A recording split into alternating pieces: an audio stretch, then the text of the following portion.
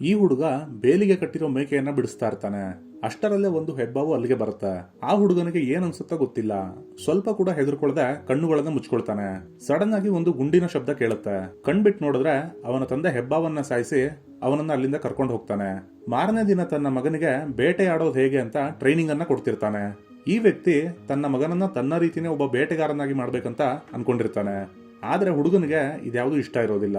ಅವನ ಮನಸ್ಸಿನಲ್ಲಿ ಬೇರೆನೇ ಇರುತ್ತೆ. ಹಾಗಾಗಿ ಒಂದು ಲೆಟರ್ ಅನ್ನ ಬರೆದು ಅದನ್ನ ಗೋಡೆಗಣಿಸಿ ಬ್ಯಾಗ್ ಪ್ಯಾಕ್ ಮಾಡ್ಕೊಂಡು ಮನೆ ಬಿಟ್ಟು ಹೊರಡ್ತಾನೆ. ಆಕ್ಚುಯಲ್ ಆಗಿ ಅವನ ಮನೆ ಇದ್ದ ಪ್ರದೇಶದಲ್ಲಿ ಟ್ರೈನ್ ನಿಲ್ಲಿಸ್ತಾ ಇರಲ್ಲ.